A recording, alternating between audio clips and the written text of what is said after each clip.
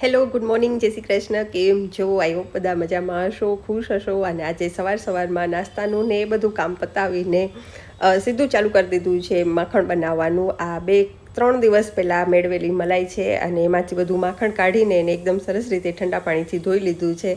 અને આજે તો હું ઘી બનાવવાની છું. તમારા લોકોની જે કોમેન્ટ્સ આવી હતી 2-3, છેલ્લે જ્યારે મેં ઘી બનાવ્યું ત્યારે મેં તમને એમ કીધું હતું ને કે મને બહુ વાર લાગે છે. તો તમારા લોકોની કોમેન્ટ હતી કે આવી રીતે માખણ બનાવીને એને ફ્રીઝમાં કે ફ્રીઝરમાં રાખી દેવાનું, તો શું પાણી બધું નીચે આવી જાય અને એ પછી છેલ્લે કાઢી લેવાનું અને પછી એ પ્રમાણે ઘી બનાવવાનું. તો આજે એ રીતે ઘી બનાવવાની છું.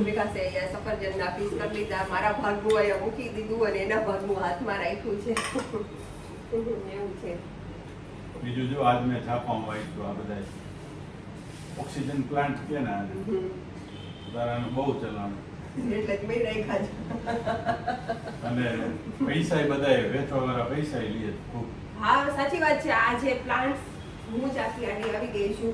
આ જે પ્લાન્ટ્સ છે ને એમ કહેવાય ને કે ઓક્સિજન આપે દિવસના એવી રીતે, તો એના માટે છે. અને પ્લસ પોઝિટિવ એનર્જી ઘરમાં આવે એટલા માટે છે. પણ વિકાસ એમ કે છે કે ન્યૂઝપેપરમાં, અને હા તમને લોકોને કહી દઉં વિકાસને કાયમ માટેની ટેવ છે, પંપે જાય એટલે આખું ન્યૂઝપેપર કયું વાંચું છું, સંદેશ આખું લીટી વાંચવાની વિકાસની વર્ષોથી ટેવ છે. જ્યાં સુધી વાંચે નહીં ત્યાં સુધી મજા ના આવે.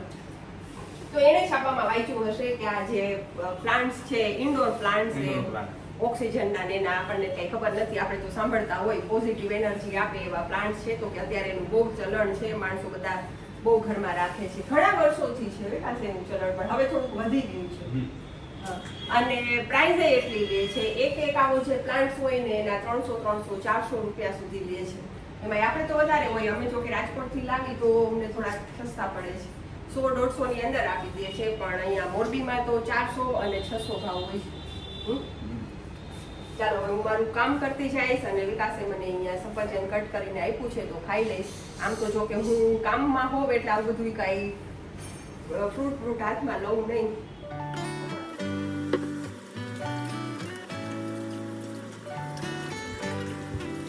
અને આ વિડીયો છે અત્યારે તમે જુઓ છો એ છે મેં જ્યારે દાળ બનાવી હતી, ગીસોડાવાળી દાળ બનાવી હતી, 3 જાતની મિક્સ ચણાની, મગની અને તુવેર દાળ, ત્યારનો છે.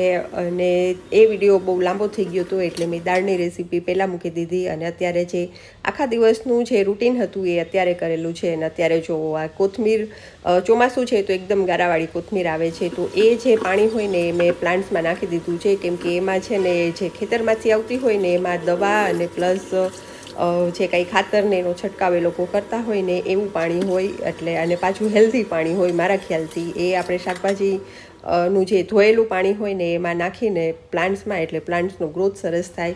અને અત્યારે જો આ મેં રાખી દીધું હતું ફ્રીઝરમાં અને લગભગ કલાક જેવું થઈ ગયું. અને એમાંથી નીચે બધું જે પાણી આવી ગયું હતું એ મેં કાઢી લીધું છે. અને હવે આને હું રાખી દઈશ ઉકાળવા માટે.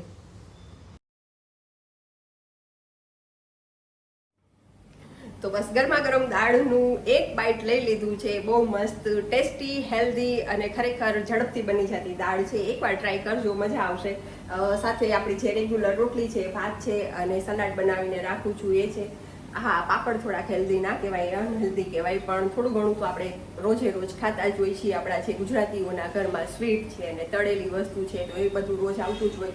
તો એની સાથે આ દાળ એકદમ સરસ કોમ્બિનેશન આપે છે, હેલ્ધી અને અનહેલ્ધી ખાવાનું. સાથે છાશ હોય.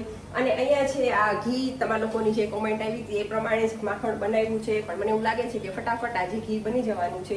હું આ ઘીને રાખી દઈશ અહીંયા નાના ગેસ ઉપર અને જમવાનું લઈ લઈશ ત્યાં સુધીમાં કદાચ થઈ જશે. તો થેન્ક યુ સો મચ. તમારા લોકોની કોમેન્ટ હતી કે આવી રીતે ઘી ઝડપથી બને, નહીંતર મારો અડધી કલાકનો ટાઈમ હંમેશા વેસ્ટ થાય છે. તો બસ ચાલો હવે આને લઈ લઉં નાના ગેસ ઉપર. અને અહીંયા થાળી ઠંડી થાય છે તો લઈ લઉં જમવાનું.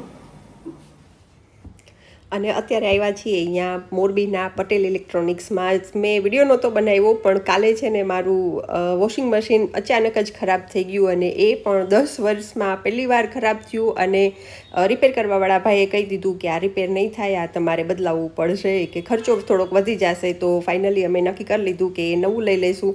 તો બસ ફટાફટ બજારમાં ગયા.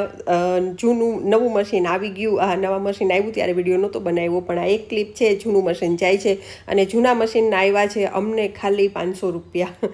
અને બસ હવે નવું મશીન આવી ગયું છે, જો એવું તમને અત્યારે બતાવું. સૌથી પહેલાં તો જાણે લાઇટ ચાલુ કરીશ. વરસાદ જેવું વાતાવરણ છે એટલે વાદળના લીધે ઘરમાં અને બાથરૂમમાં ને બધે એકદમ અંધારું છે. અને આ છે અમારું LGનું નવું વોશિંગ મશીન. નવી વસ્તુ ઘરમાં આવે ત્યારે ખુશી બહુ થાય આપણને. અને હા, હજી આને યુઝ નથી કર્યું, ભાઈ ડેમો આપીને ગયા છે, મેં વિડીયો નહોતો બનાવ્યો. અને અહીંયા છે આ બધા એના ફીચર્સ. LGનું છે અને આ બધા ફીચર્સ છે. જેમ જેમ યુઝ કરતા જઈશું એમ આઈડિયા આવતો જશે. જો કે જેમ આપણે ફૂલી ઓટોમેટિક જે આપણું વોશિંગ મશીન આવે એમ યુઝ કરીએ જ સિસ્ટમ છે, એમાં કોઈ બીજી નવી સિસ્ટમ નથી. પણ હા, જૂના મશીનમાં જે 2-3 ટેકનોલોજી નહોતી એ આમાં છે. જેમ કે અંદર હોટ વોટર, ગરમ પાણી થઈ જાય છે, આપણે હાઇજેનિક રીતે કપડાં ધોવા હોય તો એ ધોવાઈ જાય છે. અને પ્લસ આપણે બહાર ગયા હોય કપડાં નાખીને અને ત્યાંથી જ આપણે ઓપરેટ કરવું હોય વાઈફાઈથી, તો કદાચ મારા ખ્યાલથી એ ટેકનોલોજી આમાં છે. પણ એ મેં ભાઈને પૂછ્યું નથી, કેમ કે એનો કાંઈ અમારે ઉપયોગ છે નહીં બહુ જાજો. જ્યારે જરૂર પડશે ત્યારે શીખી લેશું. તો બસ અત્યારે આ રીતનું છે. અને હા, કપડાં હજી ધોયા નથી. અહીંયા કપડાં તો આશીનાબેન માટે પોળીને રાખ્યા છે, એ ધોઈ નાખશે. પણ 1-2 દિવસમાં બેડશીટ ને એવું બધું ધોઈશ, ત્યારે જો વિડીયો બનાવીશ તો બતાવીશ. બાકી તો કલર છે ગ્રે, ડાર્ક ગ્રે છે. તો બસ ચાલો, હવે આ અમારું વોશિંગ મશીન તમને કલર, બ્રાન્ડ, ટેકનોલોજી બધું કેવું લાગ્યું એ કોમેન્ટ કરીને કહેજો. અને આ સાથે આ વિડીયોને અહીંયા પૂરો કરશું. આવજો, ગુડ બાય, જય શ્રી કૃષ્ણ.